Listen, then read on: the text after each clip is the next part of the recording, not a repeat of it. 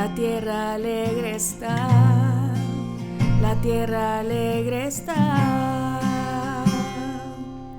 cubierto está de luz,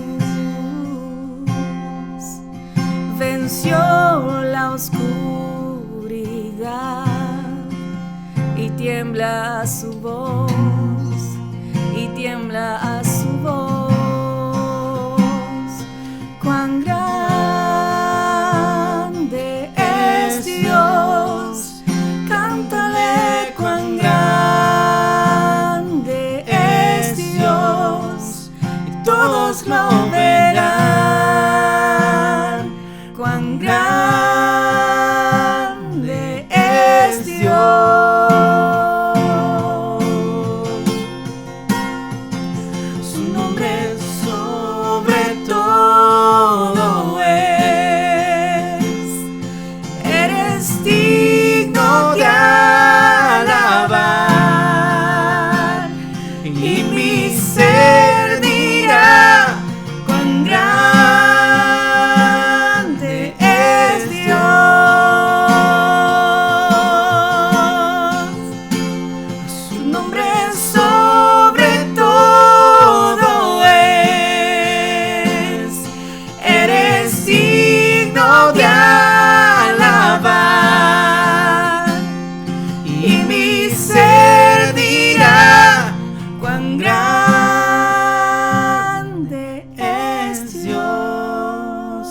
Bienvenidos a un episodio más de Storytime. Hola Raquelita. ¿Qué onda, ¿Cómo Alex? estás? Muy bien. Bueno, a contarles a las personas que nos ven, acércate un poquito más el micrófono. Listo. Muy bien. Que teníamos un par de años sin vernos. Bueno, físicamente. Físicamente, claro, Sí. que en redes estamos conectados. Nos conocemos desde más o menos 2010. Sí. Y teníamos un buen ratito sin ver. Creo que la última vez que nos vimos después de 2019 fue en un semáforo, que justo lo estábamos comentando aquí con Ronald, que se asustaron porque yo les estaba gritando desde el carro, y ahí creo que de ahí para allá no solamente lo que se publica o se comenta, pero bueno, yo recuerdo ciertas cosas que se contaban, testimonios que dabas, que querías compartir hasta esa época. Y pues te busqué para ese testimonio. Ay. Quería recordarte algo. Fíjate que me picaba la boca por recordártelo mientras estábamos hablando, pero te lo voy a recordar aquí. Una vez estábamos, bueno, Raquel siempre estuvo en el Ministerio de Alabanza mucho tiempo, yo también. Y en uno de esos ensayos, Raquel y yo somos bien parecidos en ese aspecto de enfocarnos más en la parte espiritual más que en lo técnico. Y una vez estabas dando es como que impulsando a los demás, porque quizás había estado un poco apagado el sentimiento durante el ensayo. No, que miren, métanse y que no sé qué. Y me acuerdo que dijiste, vaya, miren, es que allá arriba ustedes tienen que dar el ejemplo. Vaya, como Alex, dijiste, allá está atrás gritando y todo. Unos grandes alaridos, pero vos no estabas haciendo chistes, estabas bien serio. Ajá. Y entonces yo escuchando, y él está metido y él está adorando y con una mano está tocando. Entonces yo por dentro, ¿me ofendo o no me ofendo? Ay, no. Lo tomaré, pero me ofende mucho. Pero no, yo sé, yo te entendí el punto, pero sí. Me dio risa la forma en la que lo dijiste. Sí, creo porque que al final es cierto, yo gritaba mucho. Son creo que varias anécdotas las que tenemos desde tantos años.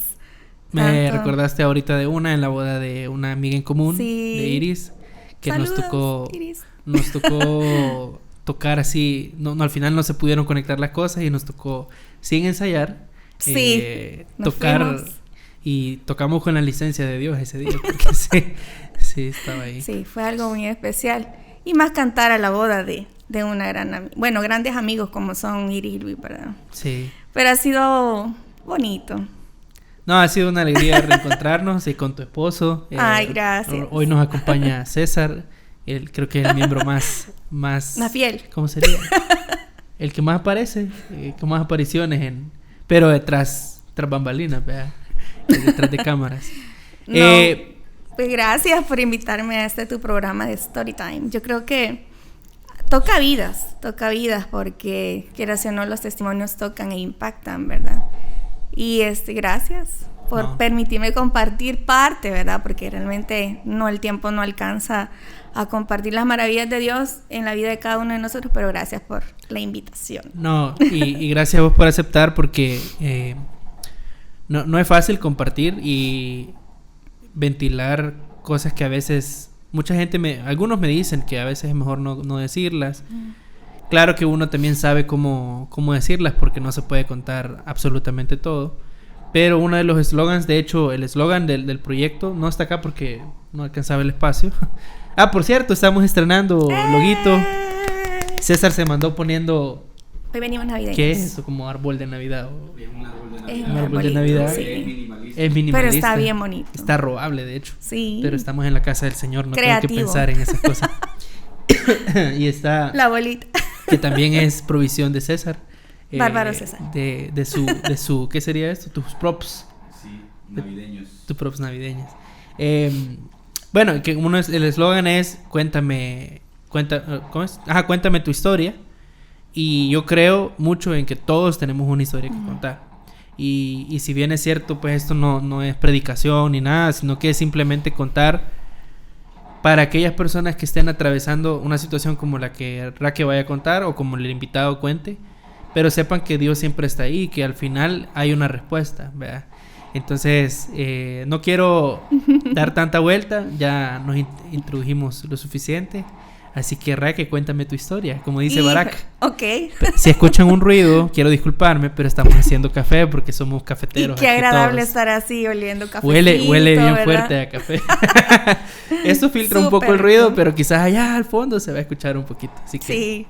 Raque, cuéntame tu historia, como dice Barak. Fíjate que realmente ha sido ya años de estar en el Señor y de ver su mano en cada proceso de mi vida. Yo creo que muchos de los que van a ver este podcast conocen, ¿verdad? Todos los procesos en los que Dios me ha llevado, y uno de ellos ha sido vivir o experimentar el luto. Entonces, tuve la pérdida de mi padre en el 2011 y sí fue yo llamaría ese proceso como un proceso de madurez espiritual y de mucho aprendizaje en la palabra de Dios, porque mi papá era de las personas que decían que a saber qué loco había leído la Biblia, o escrito la Biblia, perdón. ¿Tu papá decía Mi eso? papá decía que a saber qué loco había escrito la Biblia, no quería saber nada del Señor. Mi papá era músico, él tocaba todo tipo de instrumentos, cantaba, y bueno, gracias a Dios vengo de una familia de músicos. Entonces que por cierto cantás. Ay, no. Ya la escucharon la cantar. música siempre ha estado como... Ella dice que canta regular, pero no canta regular. La música ha estado como presente en mi vida. Entonces, desde que tengo uso de razón, él me sentaba a cantar con él y canciones de su época. Imagínate una niña de 5 años cantando Amor Eterno eso en aquellos días. De Juan Gabriel. No, ¿de quién? La de Rocío Dúrcal. Amor Eterno. De 5 años. Imagínate. Entonces él me enseñaba la música que a él le gustaba. Y en un momento de mi vida yo llegué a odiar cantar, porque él siempre, todas las noches o tardes, era sentarse a cantar y yo no salía a jugar. Yo quería salir a jugar. Entonces, o sea que es como la historia de Selena, por ahí. Por ahí. Entonces, pero cantábamos y en parte sentía tan bonito cantar con mi papá. O sea, era algún momento de conexión con él tan especial. Incluso nos invitaban a 15 años, al Día de la Madre. Cantábamos canciones juntos, como de Pimpinela, o sea, esos artistas que hermano. Así crecí. Crecí en un ámbito de música, ¿verdad? Entonces, pero durante los años mi papá enfermó. Entonces a él se le hizo el cerebelo chiquito y comenzó a perder el equilibrio del cuerpo. Entonces comenzó a andar con bastón, luego andadera y luego pues silla de ruedas, y comenzó a perder el habla. Entonces ya no podía cantar. ¿Y eso le pasó joven o le pasó mayor? No, ya adulto. Ya adulto de sus 50, 40, entre sus 40 y 50. ¿Cuántos años tenías? Híjole, en ese entonces quizás unos 16 cuando comenzó a enfermar. Y entonces, bueno, cuando él comenzó a enfermar, entonces me tocaba cuidarlo. Era un niño, o sea, usaba... ¿Vos sos la menor de tus hermanos? Sí, tengo 3. Yo conozco a un... Creo que he visto a 2, pero con quien me llevé un buen tiempo es con Mario. Que sí, jugábamos sí. fútbol los domingos. Bueno, César también lo conoció. Sí. Y lo conocíamos como Catota, porque así le decíamos. Sí. De hecho, conozco a tu otro hermano. Ah, Edwin. No, ¿Cómo se llama? sí, también sí. conozco a Edwin, pero también conozco a... Mario. No, Pero si solo tiene 2. a Ronnie. Ah, no, él es mi primo, hermano. Primo. Ajá, él es mi primo hermano. Mira, Ajá. perdón, yo tengo una duda. Gracias, César. ¿Y qué sirven los demás? Gracias. Yo tengo una duda. Ujú. Ley Catota es tu prima. Sí, son primas hermanas. Pero no es prima de Renecito. No. Es de Pues- cariño, es de cariño. Ajá, Sí. ajá. Renecito De es cariño, un sí. amigo en común que yo me llamaba la atención, que siempre decían primo. Sí, Y yo es de decía- cariños. Entonces, Pero igual yo es un como tiempo familia. pensé que eras prima de Renecito, una lejana, Ah. ¿verdad? Algo así. Pero bueno, Sí, no. perdón. No. Y tengo 3 hermanos. Una hermana, Carla, Edwin, Mario y yo. Yo soy la menor. Hermana, Sí. a ella nunca la había escuchado. Sí, mi hermana vive en Santa Ana con sus hijos. Ella creció allá en Santa Ana. Sí, Y eso sí me acuerdo que eras del FAS. Sí, y somos FAS. Y como por la misma situación familiar hizo que cada quien agarrara su rumbo, nos dividimos como hermanos y todo, pero me tocó cuidar de mi papá, ¿verdad? Entonces era prueba de fe, porque él siempre, yo creo que cuando él se dio cuenta de su enfermedad, aceptó a Cristo. O sea, mis papás... Antes de eso, no, él no iba a la iglesia. No. Ok. No. Yo creo que el primero que fue a la iglesia fue mi hermano Mario. Bueno, es que en realidad nosotros crecimos con mi abuela, mi tía, mis tías y mi papá. Y ellas siempre nos llevaban a la iglesia, siempre cantábamos en la iglesia. Y, o sea, estábamos activos por mi familia paterna. Entonces, pero ya con convicción, quien siguió, se involucró en Ministerio de Jóvenes fue mi hermano. Y bueno, de ahí yo y todo eso. Entonces, cuando mi papá acepta a Cristo, comienza a escudriñar la Biblia, porque no le puedo decir leer la Biblia, escudriñaba la Biblia. Cuando tu papá acepta a Cristo ya tenía... Ya estaba enfermo, sí. Pero no había perdido Sí. el habla. Ya había perdido el habla, sí. Ok. Entonces, le costaba hablar en realidad, pero sí ya estaba mal. Entonces era como ver una transformación espiritual tan hermosa, pero ver su físico decaído también era como una prueba de fe.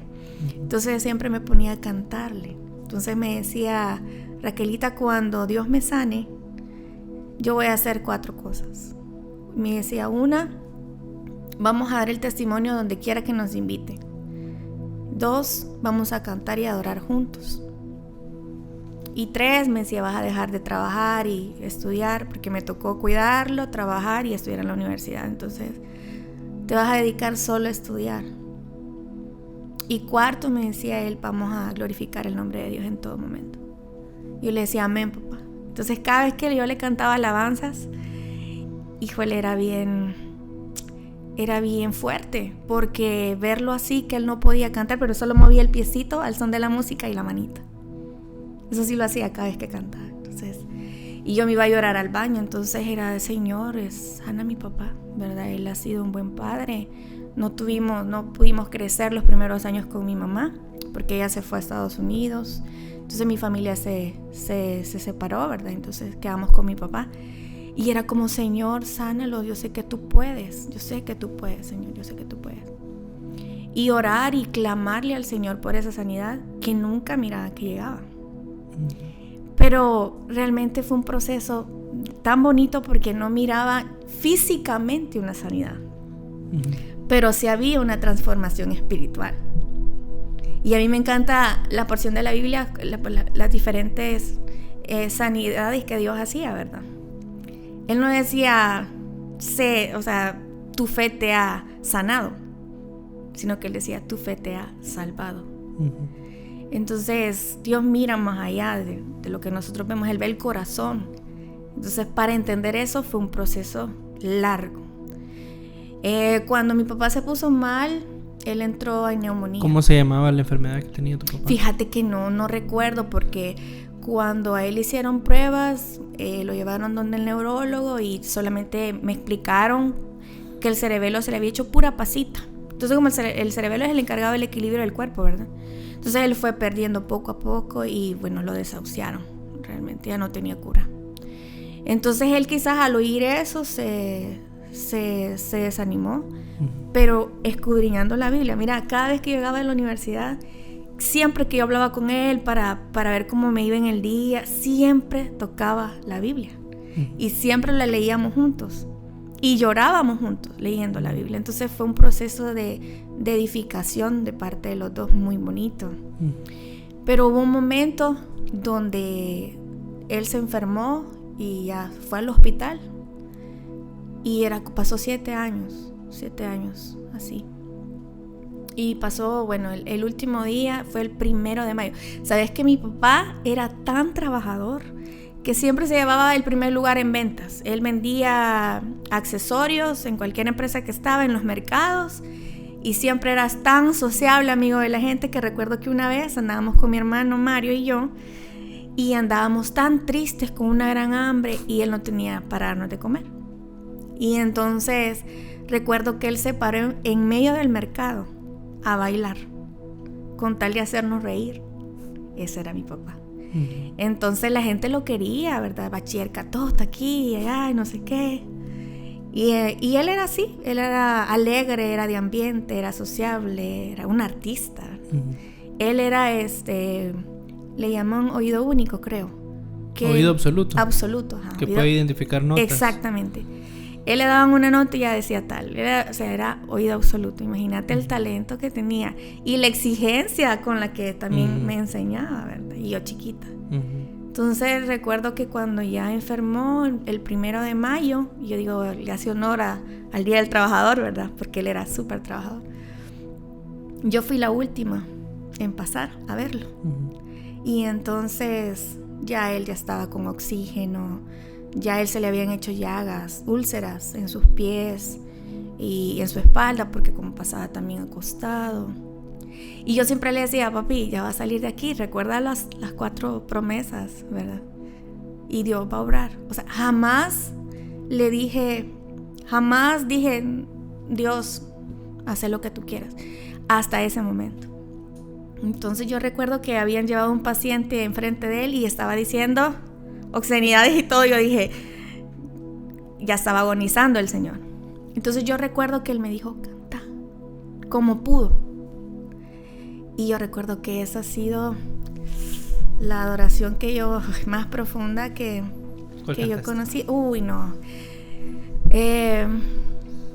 A él le gustaba mucho una que dice, tu palabra escondí. Creo que guarda de mi corazón, para yo no pecar contra ti, Señor. Tu palabra escondí. Pero a él le gustaban tantas alabanzas y comencé a cantar y a cantar. Y por primera vez lloré enfrente de él, ¿verdad? Yo le digo, solamente recuerdo que me tiré encima de él en la camilla y le dije, papi, perdóname. Sí, he sido una mala hija, perdóname. Pero te amo. Y él me dijo, te amo, nada más. Y recuerdo que fueron a sacarme ya había terminado la visita. Y recuerdo bien que en el pasillo yo le decía al Señor, mi papá está sufriendo y nosotros también. Yo te lo entrego porque tú ya hiciste la obra. Y en mi dolor comencé a adorar en el pasillo del hospital. Y le dije, Señor, yo te entrego a mi papá.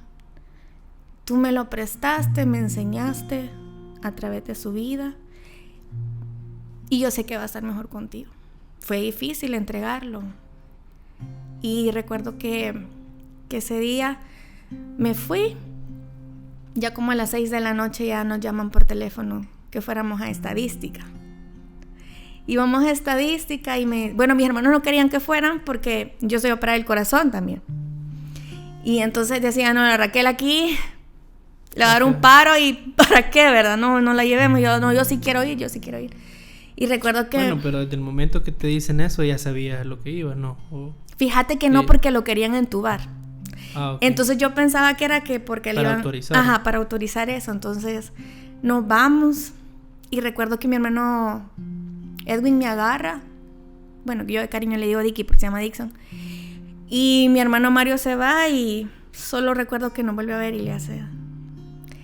Y recuerdo muy bien cuando tú contabas tu testimonio, cuando lastimosamente los de la funeraria están ahí. A mí me tocó vivirlo. También. Y estábamos y nos dice, ustedes son hijos de don Marito Catota. Y comenzó a hacer todas las ofertas posibles. Entonces comprendo también. Entonces era como comencé a llorar y yo le decía, no, pero yo lo acabo de dejar, yo le acabo de cantar, yo acabo de orar con él, porque a él le encantaba que yo le dijera el Salmo 23. Y yo ese día antes de irme yo se lo dije con toda propiedad, Jehová es mi pastor y nada me faltará. En lugares dedicados pastos me hará descansar, junto a aguas de reposo me pastoreará, confortará mi alma, me guiará por sendas de justicia por amor de su nombre. De verdad era clamar al Señor a través del Salmo 23 y siempre se lo decía. Yo le decía, no, pero si él está bien, yo lo acabo de dejar, el que estaba agonizando era el otro señor, no era él. Pero no es él. Y entonces decía, no, sí, es él.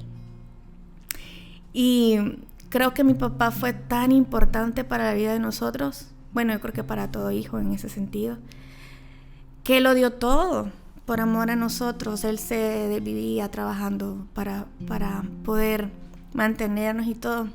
Y recuerdo que yo amaba la alabanza, amo la alabanza y la adoración por él. Yo recuerdo que comencé en el ministerio de alabanza, pero porque cuando a mí me iban a operar del corazón, eso fue en el 2000, el 5 de junio del 2000, a mí me iban a operar de corazón abierto. Y ¿cuántos años tenías? Tenía 14. Eso fue antes de que... Sí, antes de mi papá. Sí, antes de mi papá. Y cuando esto pasó, ¿tu papá podía hablar y todo? Sí, en ese entonces mi papá ya todavía estaba... Bueno, sí se mareaba al caminar, pero estaba bien, hablaba y todo. Pero recuerdo que yo tuve una infancia bien inestable, ¿verdad? Cuando mi mamá se fue a Estados Unidos, nos fuimos con mi papá. Quieras o no, nos cambiábamos de casa a cada momento, ¿verdad? Por escondernos de mi mamá. Mi papá estaba súper herido. Y entonces tuve una niñez así. Pero pese a eso, mi abuela y mis tías me llevaban a la iglesia y todo eso, pero yo siempre cantaba con mi papá. Yo creo que me estoy saltando varias cosas, pero es porque lo amerita. Entonces, tuvimos un accidente en el 93. Mi papá, como te comenzaba... ¿Estaba chiquita? Sí, tenía 9 años, 8 o 9 años. Fue en marzo, el 23 de marzo del 93. Mi papá, como te comenté, era comerciante. Él vendía, ¿verdad?, en los mercados. Y nos tocaba de San Salvador irnos a Santa Ana. Entonces nos prestó un tío un pick-up. Nos fuimos a Santa Ana. Cuando ya regresábamos, había un señor antes habían peajes. Yo no sé si tú recordás eso. No. Bueno, antes habían peajes. Entonces pasamos el peaje y ahí estaba un señor con una gabacha y le dimos ray y todo. Al tiempo apareció un taxi con 4 hombres con pasamontaña disparándonos. Íbamos mi papá, mi tía, la que nos crió chiquitos, Mario y yo. Y yo recuerdo, Alex, yo jamás había oído el Salmo 91 de esa manera. Es decir, yo solo recuerdo que vi en el espejo de atrás, porque era un pica doble cabina, y en la cabinita chiquita íbamos mi hermano y yo. Y yo solo recuerdo que venía el taxi, comenzó a disparar, no sabíamos ni por qué. Mi papá aceleró porque dijo, aquí me van a matar a los niños, ¿verdad? Y solo recuerdo que mi tía nos dijo, hijo, hínquense y oren. Y yo recuerdo que cabal en la cabinita del pic, con mi hermano orábamos, porque ella nos enseñó a orar. Pero yo, como tenía a mi tía así, ¿verdad?, del otro lado, yo iba atrás de mi papá y comenzó a levantar las manos y comenzó a decir, el que habita al abrigo del Altísimo morará bajo la sombra del Omnipotente. Y diré yo a Jehová, esperanza mía, castillo mío, mi Dios en quien confiaré. Y yo dije, wow, porque sentí la presencia de Dios. O sea, al clamar su palabra la sentís. Y bueno, solo eso recuerdo porque yo salí volando del vidrio, me entró un vidrio en la cabeza, quedé a la orilla del barranco, o sea, si yo me muevo me voy y no me encuentran. El carro quedó como una hoja de papel así, o sea, hecha nada. Mi papá, un balazo le entró en la boca, le entró en la mejilla, le salió por la boca, se quebró las clavículas, las dos rodillas. Mi tía se golpeaba porque íbamos arrancando árboles, ¿verdad? En el proceso. Se quebró los pómulos. Cuando mi tía se bajan los del taxi. A ver qué. Y sale corriendo mi tía y le agarra la camisa a uno de ellos. Y le dice, ¿por qué? ¿Por qué nos hicieron esto? Son unos niños, ¿por qué? Y dice mi tía que solo le quitan las manos y le dicen, vámonos. Y nos dejaron en la carretera, en lo oscuro, y comienza mi tía a pedir auxilio así en la carretera. Y yo, nadie se detenía porque decía, no, aquí nos pueden hacer algo, ¿verdad? Hasta que un pica se detuvo y nos vio. Y no se quedó, sino que fue a llamar a la Cruz Roja, nos atendieron. Me encontraron y pensaron que era una bala la que yo tenía en la cabeza. ¿Y era que te cortó? Fíjate que un vidrio me entró y me lastimó. Pero no fue... No tocó el cerebro. Sí tocó algunos nervios, pero no tocó el cerebro. Y entonces recuerdo que mi tía nomás nos subieron a la ambulancia y ella se desmaya, se cae inconsciente. Y bueno, fue un proceso de estar en el hospital de Santa Ana, fueron 6 meses, porque mi cabeza era como una bolsa con agua y mis ojos no se detenían.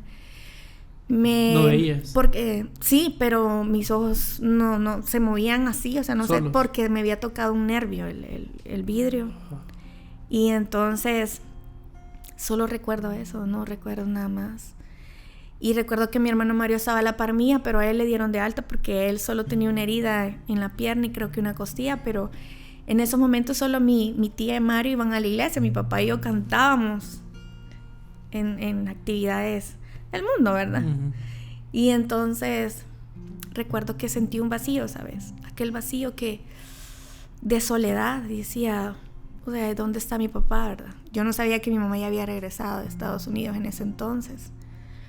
Y recuerdo que mi mamá me compró un Walmart, se llamaba antes, ¿o cómo se llamaba? Walkman. Un Walkman. De los cassettes. Ajá, de los cassettes. Uh-huh. Y yo recuerdo que escuchaba música, incluso ahí me decían la cantantita, porque yo me recordaba de los coritos que me enseñaban mi abuelita, mis hijas y todo eso. Entonces yo cantaba. En el hospital. Ajá, en el hospital. Y bueno, al final pasamos ese proceso, mi papá quedó súper mal, de ahí vino la pelea de la custodia. Me dan de alta y no se habían fijado que tenía 7 fracturas en esta pierna. Y tenía... O sea, 6 meses con la fractura. Y como no me había parado, ¿verdad? Por la cabeza. Entonces tenía la clavícula quebrada también. Y me vuelven a ingresar. Ay. Y volví a sentir eso, ¿sabes? Ese vacío y lloraba y yo todo. Yo sé que ya lo dijiste, pero ¿qué edad tenías? 9 años. Y sentía ese como abandono sola. O sea, sentía que no estaba ni mi mamá, ni mi papá. Y entonces trataba de orar a mi manera en ese momento, pero era... Entonces pasó ese tiempo. Nunca encontraron a los responsables, y nunca. Y recuerdo que luego mi papá ganó la custodia de nosotros. Y bueno, ahí mi mamá buscándome, me encontró. Pero vos no habías tenido relación con tu mamá hasta ese momento, pues se había ido, ¿verdad? Sí. Era muy poca, quizás. Sí, era muy poca.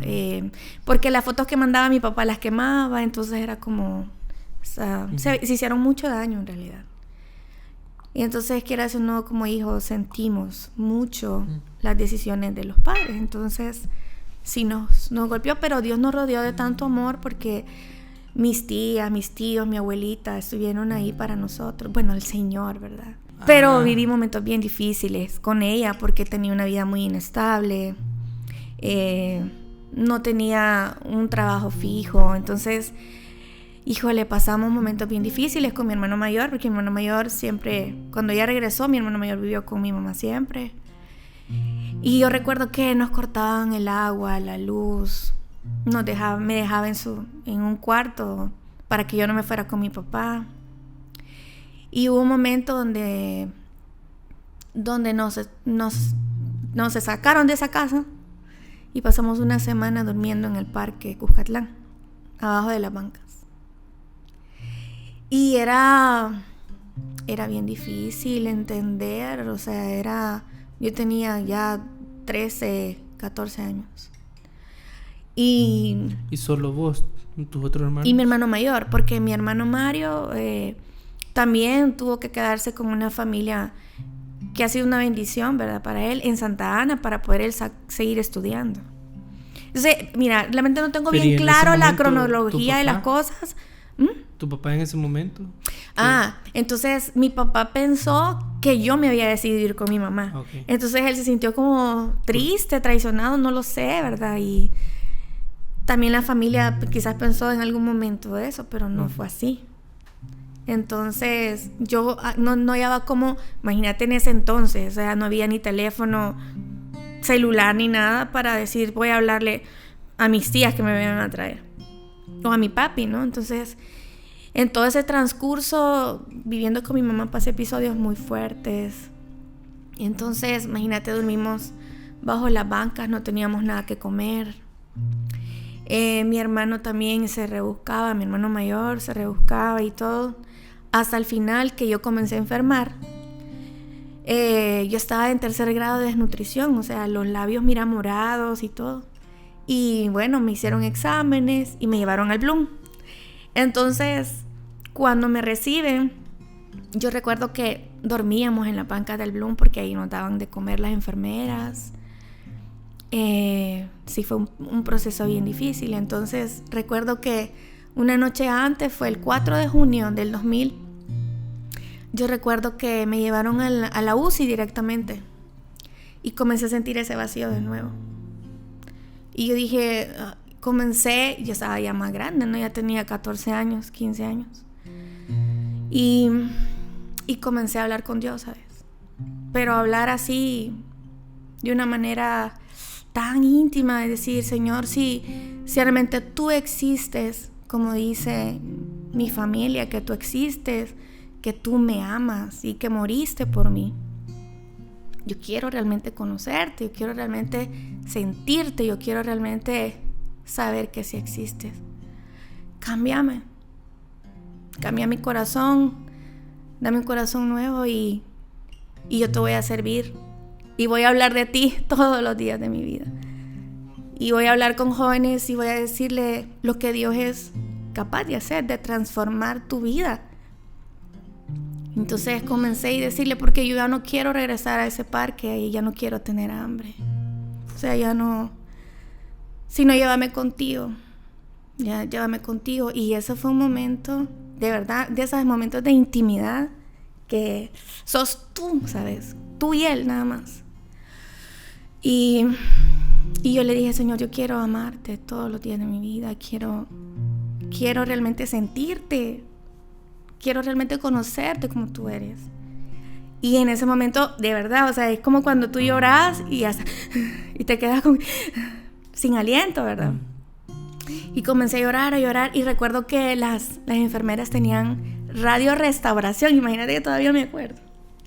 Y en ese momento, cuando yo dejé ya de orar y de hablar con Dios, comenzó una alabanza. Y que esa alabanza para mí transformó mi vida. Fue el Señor transformando a través de esa alabanza.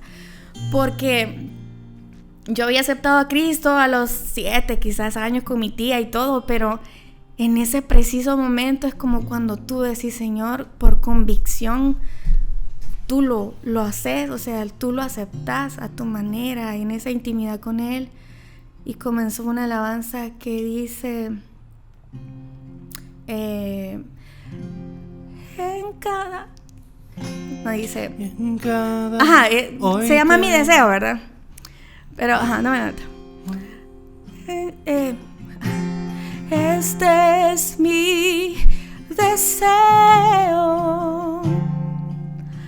honrar. Creo que está un poquito alta ahí.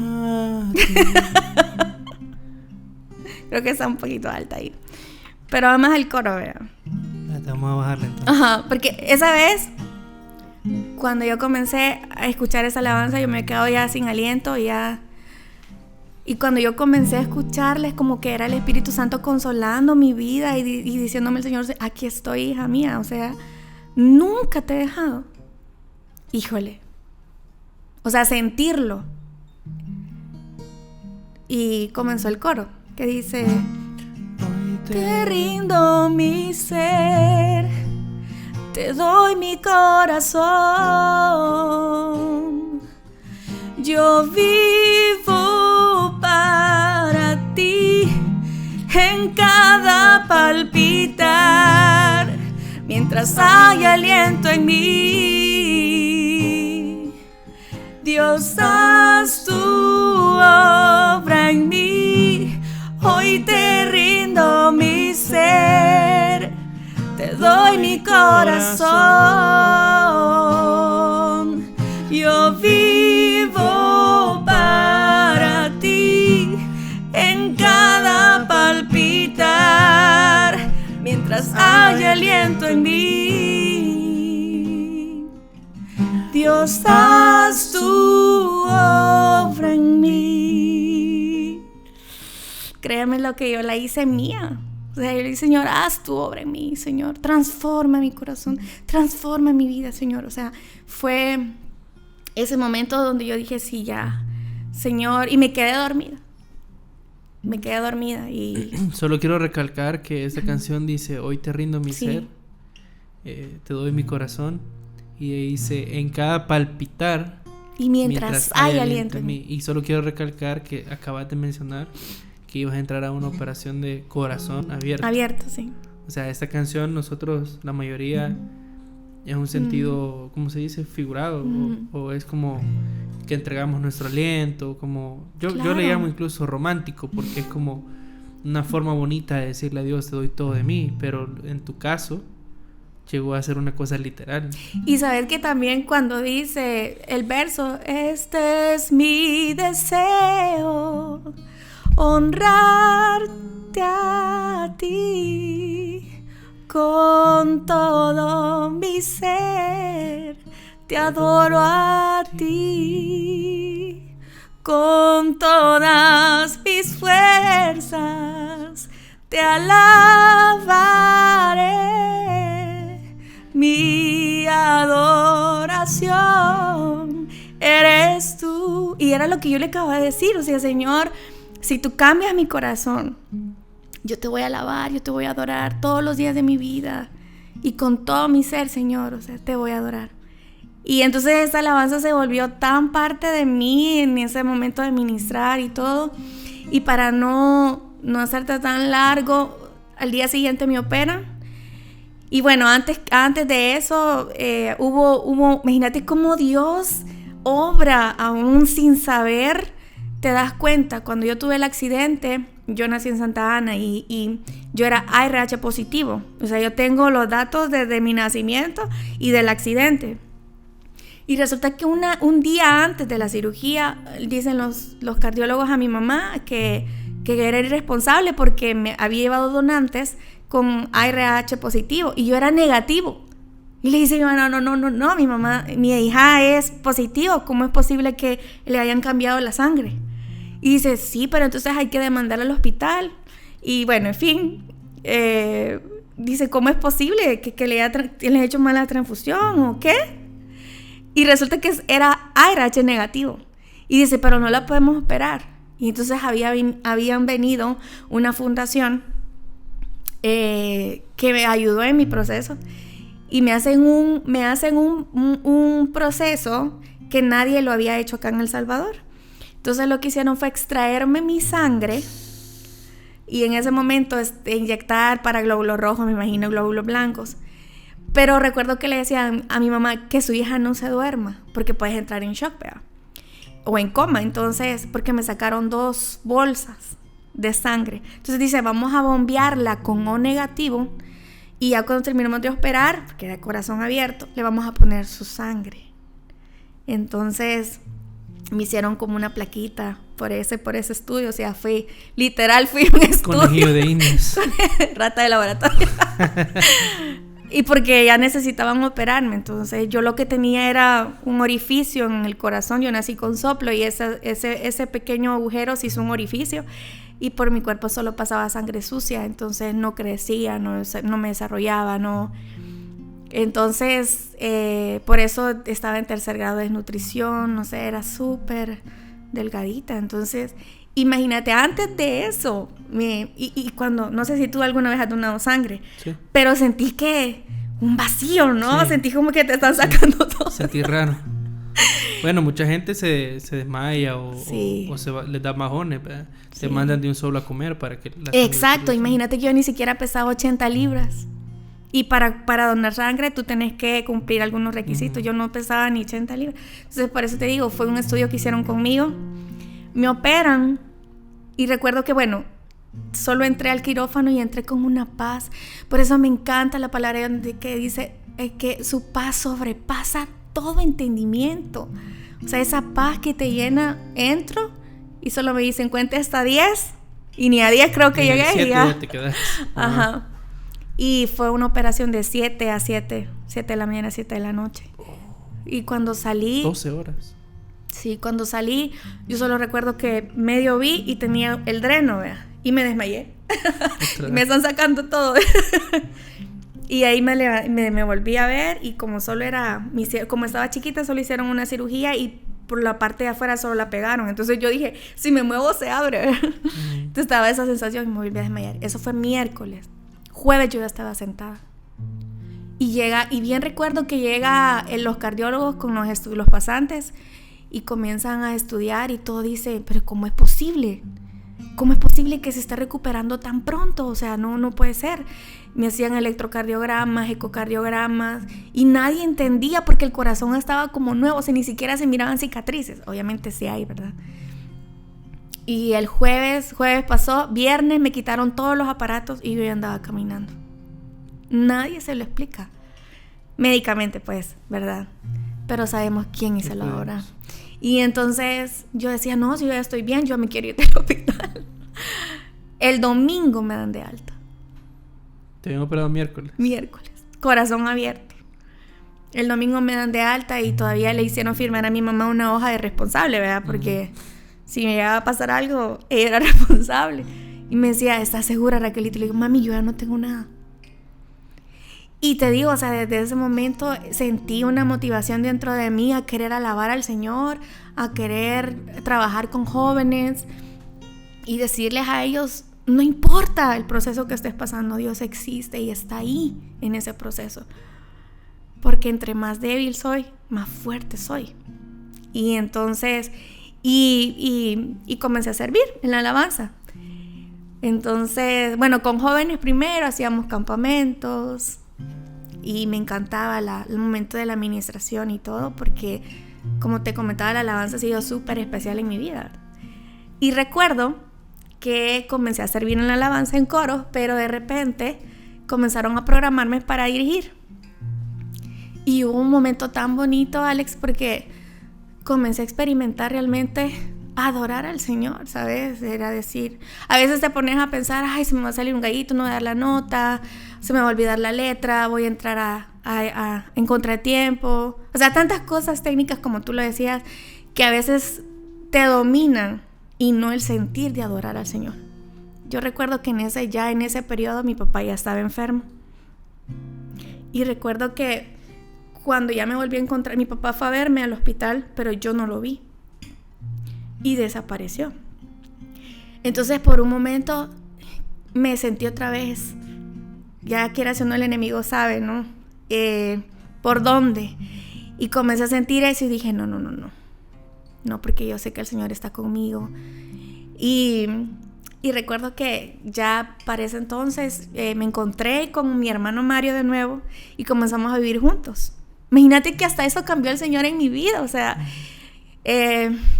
recuerdo que después de eso vivimos en una casa destroyer, creo que así se dice, que donde ya había gente de lo ajeno ahí, o sea, una casa abandonada, no sé cómo se le llama esa casa. Sí, porque destroyer es... No, pero era una casa donde antes vivían... Gente, o sea, pandilleros, no sé, era una casa Sí, ¿verdad? No sé, sí. Bueno, pero era una casa abandonada. No tenía ni vidrios, no tenía ni puertas, no tenía nada. Y nosotros agarramos esa casa. Eso fue después de la operación. Imagínate, nos fuimos a vivir a esa casa. No tenía ni servicio sanitario. Y recuerdo que conseguimos unas láminas y las pusimos, una puerta, y vivíamos ahí. Y te puedes, y quizás a veces te pones a pensar, o el enemigo quiere que tú pienses, pero si acababas de salir de una operación de corazón abierto, donde el Señor te sanó, te dio un corazón nuevo, donde aceptaste a Cristo y te hacen creer de que una vez aceptas a Cristo todo te va a ir bien, ¿verdad? Y a mí por eso me encanta, bueno, varias historias de la Biblia, pero me encanta la historia donde Jesús se bautizó. Cuando Él se bautiza, sale del agua, dice que viene el Espíritu Santo en forma de paloma y dice, este es mi Hijo amado, en quien yo tengo complacencia. Él no dice, este es el Mesías, este es Jesús, o sea, Él lo llama, este es mi Hijo amado. Y después de eso que Él se bautiza y pasa todo ese episodio, lo manda al desierto, 40 días, 40 noches a orar. ¿Y qué pasó? Fue tentado, fue puesto a prueba, no le fue bien como podríamos imaginarlo desde una perspectiva humana, ¿verdad? Y viene el enemigo y le dice, tú sí eres hijo de Dios. Él sabe que somos hijos de Dios. Él no le dice, tú que eres el Mesías, tú que eres el Redentor, tú que eres el Cordero inmolado. No, le dice, tú que eres, sí eres hijo de Dios. Entonces a mí me encanta porque a veces pensamos de que aceptando al Señor todo te va a ir bien, ¿verdad? En el sentido humano. Pero realmente sabes que vas a tener aflicciones, pero que ahora lo tenés a Él. Y que lo vas a pasar de una manera diferente. Y que el proceso va a ser totalmente diferente. Y nos fuimos a vivir a esa casa donde se metieron los ladrones. Bueno, no sé a qué se metieron porque ya no teníamos nada. Sí. Y ahí me encontré a mi hermano y me sacó de ahí. Y me acuerdo que alquilábamos un apartamento y comenzamos a servir en la alabanza. Y ahí comenzó a enfermar mi papá. Y recuerdo que por mi hermano, porque mi hermano, la Raquelita canta, y la Raquelita canta. Y ahí conocí, de verdad, a grandes amigos. Ahí conocí a Damaris, ahí conocí a Diego, conocí a René, o sea, conocí a varias personas. Ya fue en iglesia. Ahí fue en esa iglesia donde los conocí y sirviendo en la alabanza, entonces. Y de ahí vinieron. Ajá. El grupito. Sí. Que fue que coincidieron casi con la entrada de César también. Sí, al mismo tiempo.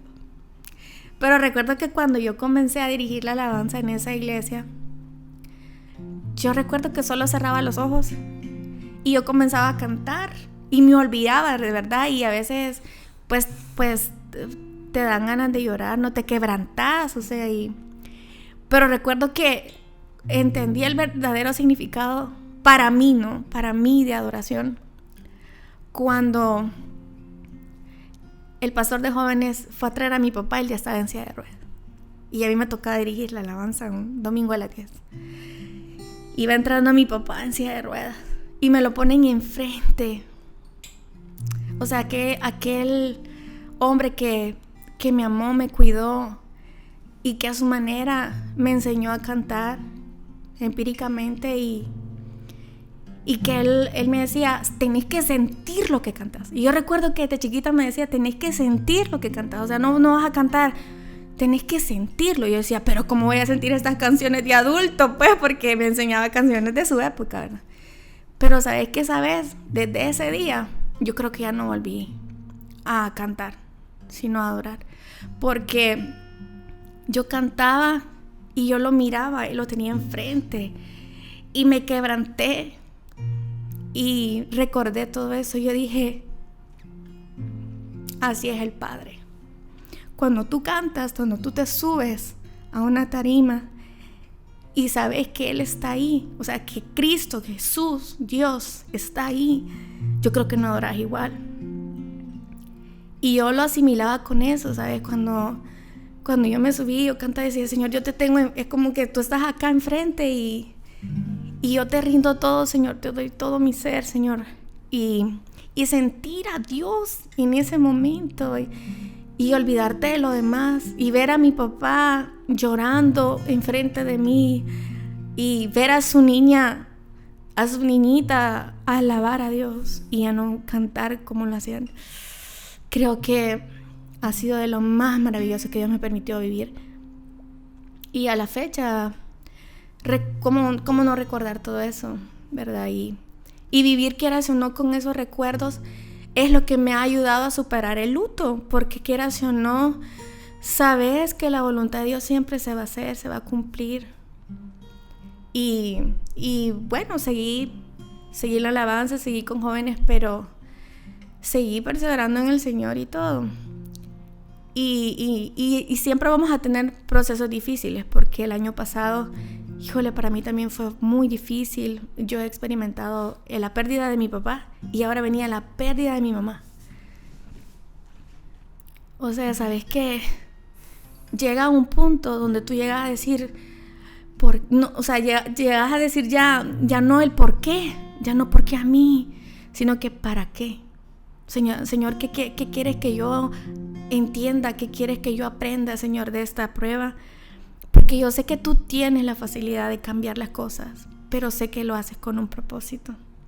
Entonces mi mamá, cuando aceptó a Cristo, también una transformación completa. Mi mamá comenzó y se ganó una beca para estudiar teología. Mi mamá no pudo estudiar pues porque éramos una familia de escasos recursos y no tenían para el estudio, pero era muy inteligente, entonces se ganó una beca para estudiar teología. Y mira, y comenzó a meterse de lleno. Mi papá ya había muerto y mi mamá se casó. Mis papás nunca se casaron, pero mi mamá se casó con un pastor y comenzó a pastorear iglesias de comunidades, iglesias de verdad donde nadie quiere ir, iglesias donde lo das todo, ¿sabes? Donde de verdad se cumple la palabra de Corintios, 2 Corintios dice, te desgastas por amor a la obra y amor a los hijos de Dios. Y comenzó a servir, y ahí era de las que echaba pupusas para ayudar en la iglesia, era la que vendía ropa usada para ayudar a la iglesia. Ella siempre era una mujer activa, siempre trataba de capacitarse, de aprender, y créeme que fue un gran ejemplo en ese sentido. Y en enero del año pasado ella comenzó a sentir dolores de cabeza. Y bueno, ella era hipertensa, entonces pensamos que era algo de la presión arterial y todo. Y dijimos, bueno, que la vea el cardiólogo y todo estaba bien. Mi hermano la llevó al médico, le hicieron exámenes y no era eso. Entonces dijeron, bueno, o puede ser de columna o puede ser de cerebro. Entonces, con mi mamá vivimos un proceso tan bonito de transformación juntas. Después, o sea, mira, hasta la fecha te puedo decir con toda convicción que la enfermedad de mi papá fue esa debilidad donde Dios se glorificó, porque él aceptó a Cristo, salvó su alma. Y mi operación de corazón abierto hizo que mi mamá aceptara a Cristo y nos bautizamos juntas. Entonces comenzamos un proceso de aprendizaje las dos súper bonito. Y verla a ella cómo estudiaba y que quería sacarse buenas notas, y que con esto de la tecnología me preguntaba porque ella quería saber, no hallaba cómo hacer en la computadora una presentación, cosas así, ¿verdad? Que ella quería hacerlo con excelencia para el Señor. Y en enero ella se ordenó como pastora. Entonces hicieron el evento y todo de Asamblea de Dios, y fuimos y estuvimos ahí. Ella contenta recibió su título de pastora, ¿verdad? Y me dice, hija, hoy voy a poder servir mejor al Señor en otras áreas, me dice, y estaba súper contenta. Pero comenzó con esos dolores de cabeza. En febrero se mareaba y se detenía, y ya era como que no, tenemos que hacerle exámenes, y le fuimos a hacer exámenes. Y un tumor cerebral. Y bueno, cuando nos dijeron era como, se me remontó lo de mi papá, ¿sabes? Porque era siempre de la cabeza y yo recuerdo que ella solo bajó la cabeza y comenzamos un proceso bien difícil. Ella no tenía pues seguro, la ingresamos en el Rosales, y desde ahí fue puesta a prueba nuestra fe. Y Y sabes que ella cumplió un papel tan importante en el hospital. O sea, desde el primer momento que le ingresaron, a la par estaba un pandillero, o sea, todo tatuado, o sea, sin nada de piel. Y ella comienza a evangelizarlo y comienza a compartir su palabra y verla a ella con eso, pese a en su debilidad y en su dolor. Honrar a Dios. O sea, llevar la cruz hasta ese momento. Y nosotros orando, clamando, y te digo, o sea, mi mamá pasó por muchos procesos médicos y siempre salió adelante, siempre con una fe increíble. Y yo tenía esa fe, esa certeza de que ella iba a salir de eso, ¿sabes? Yo siempre, y orábamos. Y bueno, llegó el momento y la operaron y todo. Y fue un día, híjole, de verdad. Mira, hacíamos cadena de oración. Con toda la familia nos reuníamos a orar. Y te digo, Alex, yo sé que tú me entiendes porque eran momentos en la noche, y muchos de los que nos están viendo, donde tú clamas. Y tú decís, Señor, si tú le das vida a mi madre y la sanas, ella va a seguir compartiendo el evangelio donde nadie quiere ir. Si tú la sanas, tú la vas a usar, la vas a seguir usando en esas comunidades donde realmente hay mucha necesidad, y tú harás la obra. Y yo creo que en los hospitales surgen las oraciones y los clamores más grandes. En las debilidades y en los momentos difíciles es donde realmente conocemos el poder de Dios, y yo creo que por eso suceden. Y recuerdo que oraba y yo decía, Señor, yo creo en ti, o sea, yo creo en tu poder porque tú ya lo hiciste en mí. Me hice un corazón nuevo, me hice sanidad del accidente, o sea, me has cuidado de tantas cosas. Sé quién eres y sé que lo puedes hacer, pero que sea tu voluntad. O sea, llegar a ese punto, decirle, Señor, tu voluntad, no la mía. Para mí, fe no es que Dios te cumpla lo que tú querés. Para mí, fe es estar tan cerca de Dios que haga lo que Él haga, vos vas a glorificar su nombre, porque se va a cumplir su voluntad. Para mí, fe es clamar, porque imagínate, yo te pongo esta escena, tú estás tan cerca de Dios que su voluntad es perfecta, agradable, buena, y la tuya es imperfecta. Se va a cumplir. Si te sana, gloria a Dios. Si no, lo vas a dejar de amar. Te digo, si Dios no cumple tus deseos, tus anhelos, lo dejarías de amar. Y entonces yo clamaba y le decía, Señor, haz tu voluntad, haz tu voluntad. Pero el hecho de ir a verla, la operaron, y resulta que ese tumorcito que era pequeño, que nos habían dicho, tenía raíces de venas, que era como un iceberg, solo se miraba la puntita y de adentro estaba. Entonces al abrir, se vino en hemorragia, comenzó a convulsionar. Y cuando yo llegué a verla, me permitieron verla ese día, sentí ver a mi mamá inflamada, morada de la cara, un dolor en el estómago, y decía, Señor, te pido con todo mi corazón que la levantes de esta cama. Y yo sé que muchos de los que nos están viendo han hecho ese tipo de oración. Levántalo de esa silla, levántalo de esa cama, Señor, tú tienes el poder. Pero es porque yo siento que estamos viendo, nada más estamos viendo el deseo de nuestro corazón, pero no estamos viendo todo el panorama. Mira, yo llegaba a orar por ella y llevaba aceitito, le agarraba sus pies, sus manos y su frente, y oraba por ella, y le decía el Salmo 23 también. Le cantaba en el hospital, y recuerdo que ella solo movía sus hombros y sus ojitos, pero es porque estaba convulsionando. Entonces desarrolló un cuadro de convulsión y ya no le pudieron quitar los 3 sedantes, porque si se los quitaban, pues iba a convulsionar tan fuerte que podría tener un paro cerebral. Pero hasta ahí era lo que nosotros conocíamos, Alex. O sea, nosotros no habíamos hablado con los médicos, o sea, con los médicos internistas, con el neurocirujano nunca hablamos. Pero yo recuerdo, a ella la operaron un 21 de marzo, y yo el domingo estuve con ella, me acosté con ella en la camilla, Y yo le dije, mami, tú sabes que yo te amo. Y confiamos en el Señor. Y ella me dice, hija, Dios siempre va a hacer lo correcto. Y tú sabes que si yo me voy, ya sabes para dónde voy. Eso sí me tocó mucho. Porque quieras o no, en mi egoísmo de hija, yo no quería que se fuera. Es decir, yo quería atender a mi mamá, ¿no? En procesos, que conociera a mis hijos, en tantas cosas, compartir con ella, ministerio, como lo habíamos hecho hasta la fecha. Y yo solo recuerdo que cuando me iba, me dice, gordita, y yo vuelvo a ver, y me dice, nos vamos a volver a ver. Y yo le dije, amén. Y me fui.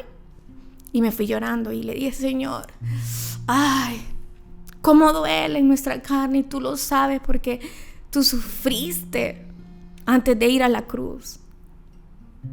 Tú sabías, o sea, todo el dolor por amor a nosotros. Tú lo experimentaste. Tú lloraste en la muerte de Lázaro. Ayúdame, no me dejes, no me desampares en este proceso, cual sea tu voluntad, Señor. Y quiero aceptarla como hija tuya, quiero aceptar tu voluntad y ver, y cada día ver a mi mamá y mira, niñas de escuela dominical me mandaban videos orando por mi mamá, y créeme que la oración de un niño te quebranta. Y bueno, al final, ya el 22 de abril, pues el Señor se la llevó. Y fue difícil. Yo siento que nadie está preparado para la pérdida de un ser querido, nadie. Pero sé, como hija de Dios, que con el Señor todo es ganar, ganar. Porque si mi mamá se sanaba o quedaba bien después de la cirugía, ella iba a seguir predicando el evangelio, ella iba a seguir trabajando en la iglesia, ¿verdad? Para el reino de Dios, con ese amor, con esa dedicación, con esa pasión. Pero también sabía que si Él se la llevaba, qué mejor lugar que estar en la presencia de Dios, donde todos queremos estar. Y yo decía, ¿por qué le tenemos miedo a hablar de la muerte si es lo que tenemos más seguro? Y como hijos de Dios, para mí el vivir es Cristo y el morir es ganancia. Y yo decía, si realmente ella está en un mejor lugar, si yo le preguntara a mamá, ¿te querés venir? Yo sé que ella me va a decir, no, mejor venite vos. Entonces, ¿por qué le tenemos tanto miedo? Y comenzaba Dios a escudriñar mi corazón y decir, ¿por qué tenemos tanto miedo a la pérdida si sabemos que los que estamos en Cristo sabemos lo que nos espera, ¿verdad? Esas moradas eternas que el Señor se ha ido a preparar para nosotros. Y recuerdo que ese día, cuando nos informaron que ella falleció, híjole, me quebré porque siento lo que más duele es la ausencia física. Porque como hija de Dios sabes dónde estás y sabes que estás descansando en el Señor. Pero es más esa ausencia física, ese abrazo de mamá. O sea, esas oraciones de mamá. Y entonces hubo un momento donde dije, yo ya no tengo las oraciones de mi mamá. Yo creo que cada cosa que le contaba, mami, mira esto, y me dice, sí, hija, vamos a orar. Mami, sí, vamos a orar. Todo era oración. Y ahora hay un momento decía, yo las oraciones de mi mamá ya no las tengo. Y te digo, yo no le deseo eso a nadie, vivir esa pérdida de una madre o de un padre difícil. Pero solo con Dios lo podemos superar, y creo que aprendemos a vivir con ese duelo, y comencé a enfocarme en las cosas lindas que ella me dejó. Y sabes que en la vela de mi mamá la hicimos en la iglesia de mis tíos, en la iglesia de Josué en Refugio, y eso era una fiesta. Mi mamá siempre decía que cuando ella se fuera con el Señor, ella quería una fiesta. Entonces yo dejé por unos años la alabanza y me dediqué más al discipulado. Entonces ella siempre decía, Raquelita, cantar, Raquelita, cantar, Raquelita, cantar. Pero era más el discipulado. Entonces recuerdo que para la vela yo dije, no, yo sí voy a cantar. Yo le voy a cantar. Yo voy a ministrar la alabanza en la vela. ¿Te parece si cerramos el episodio? Sí. Con una. Ajá. ¿Con cuál? ¿Qué cantaste? Canté Digno es el Señor. Esa fue la que a ella le gustaba. Digno es el Señor. A ver si me da. En su trono Está. Hoy te coronamos, Rey, y reinas con poder. Altísimo Señor, Jesús, Hijo de Dios, el amado del cielo en la cruz murió. Digno es el Señor. Te puedo decir que he quedado... Coincidimos como 8 años quizás y no sabía, pero ni el 70% de lo que acabas de contar. Y quizás lo único que voy a rescatar es decir que sos una persona que siempre vi que transmitía una vibra espiritual fuerte, una vibra espiritual contagiosa.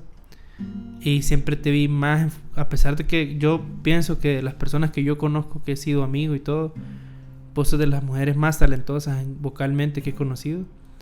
Casi nunca te enfocabas en lo buena que eras, tu enfoque siempre ha sido espiritual. Y tal vez César coincide conmigo. Y hoy tu background, todo lo que acabas de decir, es lo que respalda todo eso. Conociste a Dios. Entonces, doy fe y testimonio que todo eso que viviste definitivamente te hizo conocer a Dios de una manera en la que solo así se puede conocer. Porque también, quizá no tanto como tú, pero yo también lo conocí de esa manera.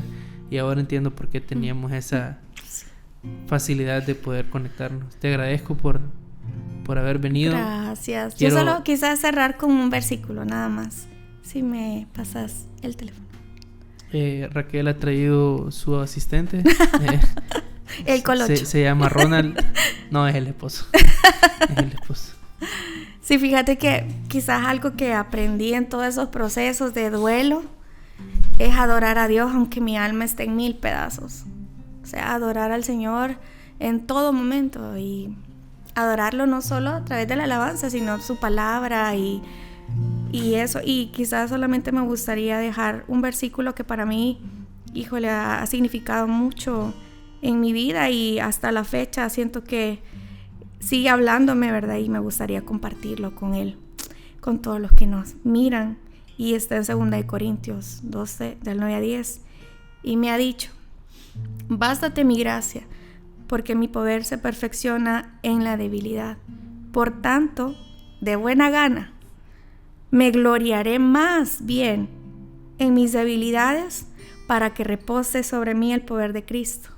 Por tanto, o por lo cual, por amor a Cristo, por amor a Dios, yo me gozo.